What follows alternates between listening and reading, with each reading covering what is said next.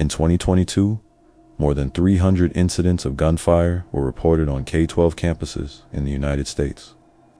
Though estimates vary by database and definition, this is the life story of the modern school attack as an event, how it was born of social fracture and media gravity, how institutions learned to respond, and how doctrine of protection evolved under pressure. Its birth did not begin with monsters in the literal sense.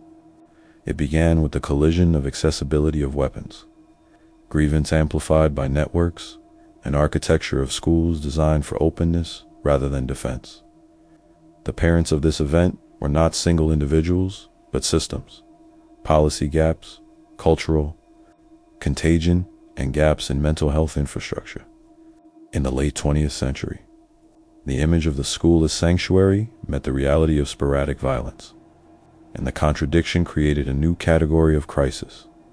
A lesser-known design compromise shaped early responses. Many campuses installed locked exterior doors without rethinking interior flow, which unintentionally created choke points that could trap students in hallways during emergencies.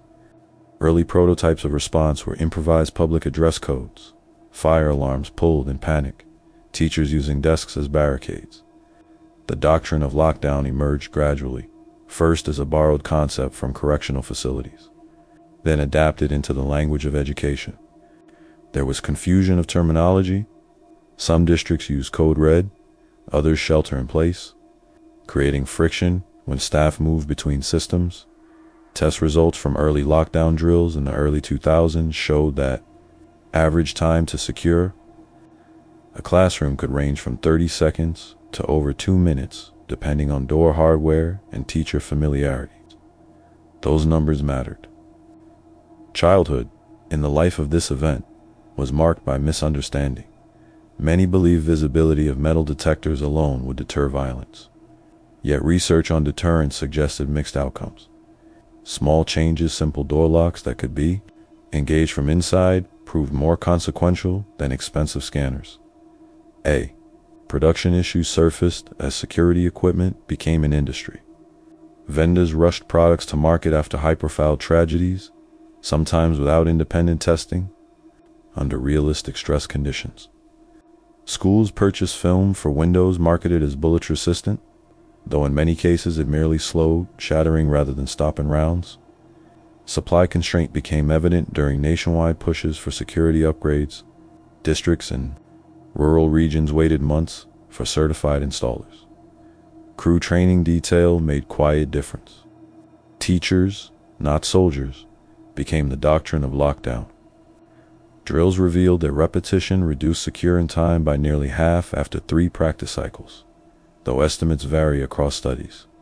Students learned to move away from sightlines and silence phones. Muscle memory replaced panic, at least in theory. Growth came with standardization.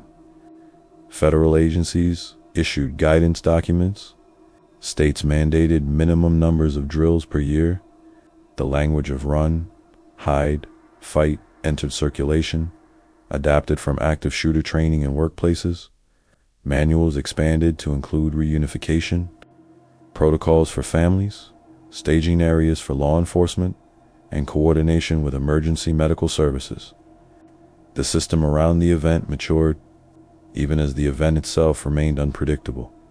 A battlefield improvisation emerged from classrooms, teachers using belts or cords to secure door closers when locks were inadequate. It was not in any manual at first, but it spread through social media, videos, and training seminars. Logistics matured as well. Schools stocked trauma kits with tourniquets and gauze, items once reserved for combat zones. The presence of school resource officers increased in many districts, though distribution was uneven. Countermeasure development accelerated. Some districts experimented with anonymous reporting apps that allowed students to flag threats. Studies suggested that a significant percentage of plots were averted because someone spoke up, though precise percentages differ by dataset. Architectural redesign followed, with vestibules added to create single points of entry monitored by cameras. Weather and terrain impact rarely entered public conversation, yet it mattered. In colder climates, students clustered indoors during winter months, increasing density in cafeterias and gyms. In warmer regions, open-air campuses complicated perimeter control. Growth also brought data collection. Researchers analyzed patterns of timing. Many attacks occurred during transitional periods between classes and recommended staggered schedules. At its peak, the school attack as an event became both feared and obsessively analyzed. The defining scenario was not only the act of violence, but the cascade of response. Alarm, lockdown, police arrival, medical triage. It worked, meaning casualties were sometimes reduced to one time from first report to law enforcement engagement was minimized. Average response times in urban districts could be under 5 minutes. In rural areas, they could stretch beyond 10. A command doctrine shift occurred after analysis of delayed engagements in several incidents. Some departments moved from perimeter containment to immediate entry by first arriving officers, reducing waiting time for specialized units. That shift was controversial at first, but training academies incorporated it rapidly.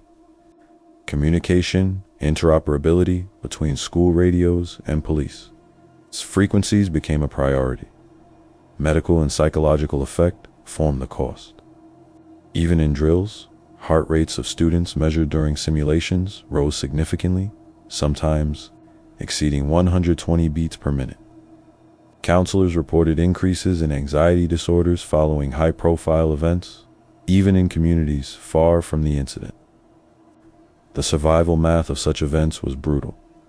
Seconds equaled lives, and confusion amplified risk. Injury patterns from school shootings, studied over decades, revealed that extremity wounds were common among survivors, partly because desks and walls provided partial cover. Emergency medicine adapted Stop the Bleed campaigns, trained students as young as middle school age in tourniquet application. That shift blurred lines between civilian or the lesser-known supply constraint appeared in counseling resources.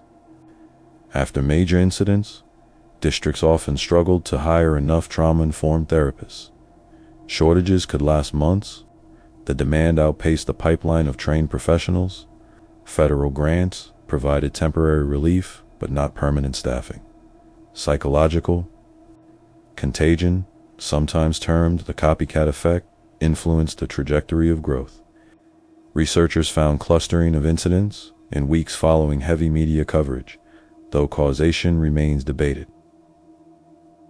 Media guidelines began to discourage naming perpetrators excessively. That represented a cultural countermeasure rather than a physical one. Training realities shaped childhood into adolescence. Students who entered kindergarten after early 2000 incidents grew up never knowing a school year without drills. Surveys indicated that many children could articulate lockdown procedures as clearly as fire evacuation routes. The normalization of such language marked maturation of doctrine. A design compromise reappeared in older buildings with large glass panels along corridors. Popular in architecture of the 1974 natural light, retrofitting those spaces was costly. And some districts opted for partial coverage, leaving vulnerabilities. Budget limitations dictated uneven protection. The event aged as technology advanced. Social media monitoring units in some school districts scanned public posts for threats, raising debates about privacy. Artificial intelligence tools promised detection of weapons on camera feeds, yet false positives created operational strain. No system eliminated risk entirely. Production of security culture extended beyond hardware. Posters reminded students to report concerns. Assemblies featured law enforcement demonstrations. Critics argued that atmosphere of constant vigilance altered the educational environment. Supporters countered that preparation equaled empowerment. A battlefield improvisation surfaced again when teachers integrated concepts into everyday classroom. Management arranging furniture to create blind corners. It was subtle and often unnoticed by visitors. Over time, such adjustments accumulated into layered defense. Countermeasures expanded to include threat assessment teams composed of administrators, psychologists, and officers. Research suggested that multidisciplinary review of concerning behavior reduced suspensions while identifying genuine risks. Estimates of effectiveness vary, but case studies showed prevention of specific planned acts. The cost in human terms could not be fully quantified. Survivors described auditory memory of alarms replaying years later. Teachers carried guilt over split-second decisions about where to position students. Community trust sometimes fractured under scrutiny of preparedness, where there again played role in aftermath. In regions prone to hurricanes or snowstorms, displaced families sometimes faced compounded stress when recovery from violence coincided with natural disaster. Resource allocation became complex. Old age of the event did not mean disappearance. It meant transformation. New tactics by perpetrators, use of different weapons, targeting of outdoor events, forced adaptation. Schools experimented with flexible scheduling to reduce predictable patterns. Drone surveillance was proposed in some districts, but faced legal hurdles, RS. A command doctrine shift toward emphasis on prevention over response gained momentum. Funding moved incrementally from hardware to counseling and climate initiatives. Studies linked positive school climate with reduced violence indicators, though direct causation remained difficult to prove. Medical response matured with integration of unified command systems during crises. Hospitals near large districts conducted joint exercises with schools, timed a surgical intervention for victims. In some metropolitan areas dropped compared to early 2000s benchmarks. Another lesser-known training detail involved substitute teachers. Early drills often excluded them, leaving a gap. Districts later required orientation packets with emergency procedures for every temporary staff member. That small administrative change closed a vulnerability. The legacy of this event is visible in architecture of new schools. Designs emphasize controlled entry, clear sight lines for administrators, and compartmentalized wings. Yet architects attempt to balance security with openness to avoid fortress mentality. The tension remains unresolved. Military study and urban response have occasionally examined civilian school protocols as examples of decentralized decision-making under stress. Conversely, schools borrow triage models from battlefield medicine. Cross-pollination of doctrine moved quietly between domains. A design compromise of transparent backpacks adopted briefly in some districts illustrated limits of visible security. Community backlash over privacy and practicality led many to abandon the measure. Effectiveness data was sparse. Estimates vary on overall trend lines. Some analyses suggest decline in certain categories of school violence over decades. Others highlight rise in mass casualty incidents. Definitions matter. Data collection methods differ. What endured was not a single tactic, but an ecosystem of response. Doors lock faster, communications travel quicker, students know vocabulary of crisis. None of that erases tragedy, but it reshapes probability. In quiet moments after drills, classrooms return to algebra and literature. The event recedes into a background hum of preparedness. Its life story is not heroic, it is cautionary. The monsters, in the title, are metaphors for convergence of grievance, access, and attention. They forced adaptation of institutions built for trust. The biography of this event teaches that systems evolve under pressure, sometimes clumsily, sometimes effectively. A final lesser-known fact rests in long-term studies of resilience.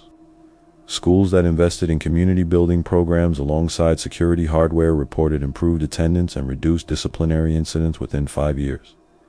Though estimates varied by district, the lesson is understated. The arc from birth to legacy reveals something sober. Protection is not a single invention, but accumulation of adjustments. The cost is measured not only in numbers, but in vigilance carried by children. And the moral, quiet and unadorned, is this: when fear becomes teacher, the curriculum changes.